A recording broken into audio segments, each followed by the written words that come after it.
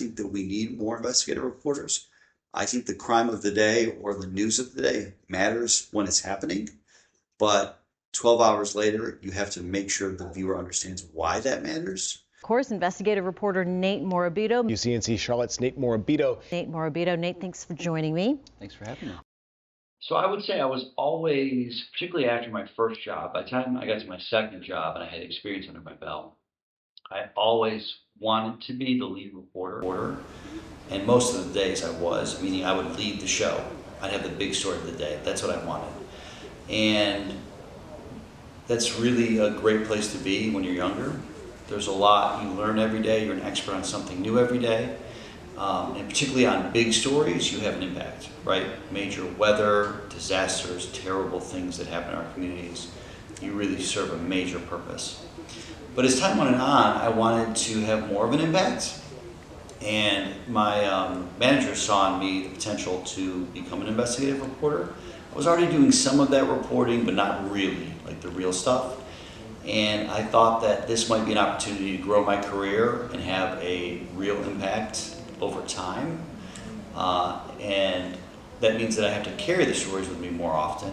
You know, the day doesn't end and the story doesn't end the same day, right? It's just carried with me a bit. But there's a bit more lasting impact over weeks and months and years because I'm able to do this kind of work. Early on, I was just desperate to make a splash rather than doing the meaningful work. And so there are probably some stories that maybe weren't stories that I needed to tell. Maybe my colleague needed to tell it. You know, when you get the investigative reporter on something, it means it's bigger. And perhaps the story came off bigger than it was at the time. I always like to think that my next story is my most impactful, but I'll tell you, we spent about 6 months last year uncovering coal ash contamination under a daycare and under a school. And that daycare has since made plans to excavate a lot of the coal ash close to the surface. They've made plans to try and better protect the children that go there. And we got the soil tested, the general soil of that area, and it had high levels of radioactivity and arsenic. This was just off that property.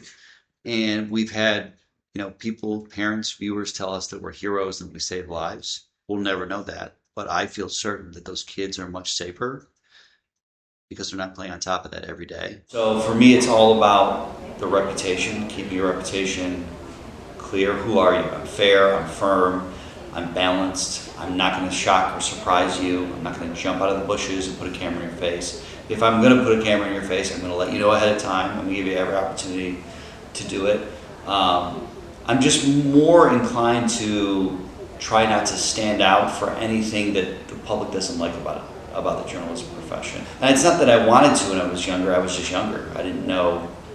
I wanted to be like my peers who are the best in the country, and I wasn't there yet. And so you shouldn't pretend or, you know, use a story to get you there. It should be, you'll get there eventually.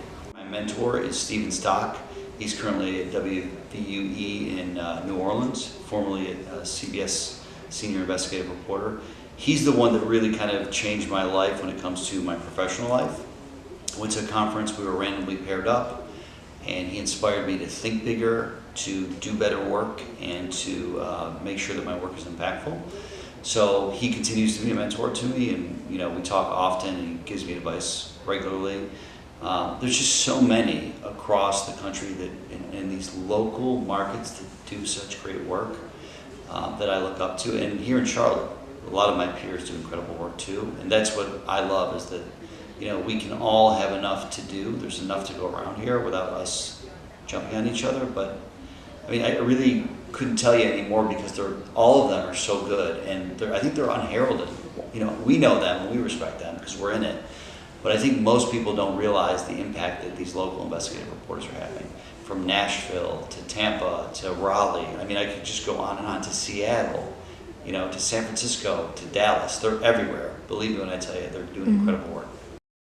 I have to kind of give you a very long leash. You know, a photographer and I, we're working together, and we have complete control for the most part of what we're working on. I think that in some areas that's happening more, but in other areas that's getting stripped away a little bit, particularly at the print level. Not the major newspapers, but a lot of local newspapers, it's not as much of a priority as I think it should be. But it costs money. You can't have somebody without any experience doing this kind of work. You have people's reputations at stake. You get one word wrong, you harm somebody long term, or you get sued, or something worse could even happen. So I think that the investment needs to be across the board at newspaper, radio, TV, digital. I also think that people in our streaming habits, I think have shown this, people want in-depth content. And so, like the story that I'm working on today, I'm going to sit there and nitpick over 10 seconds. And in reality, that 10 seconds somebody would find valuable because it's a nuance that I think they need. So I'm hoping that we're going to more of an area where you can a la carte get the content that you want, when you want it, where you want it. If you want it on your phone, it's there. If you want it on your TV, it's there. And with the story today, we're putting my Q&A on our streaming platform. We're putting it on YouTube. We're putting it on the website. In addition to the web article, in addition to the TV story. So I'm just trying to reach people. And I think that's the challenge for any journalist, is trying to find people who really have a hunger for this kind of work. But there is a hunger for it. I know it.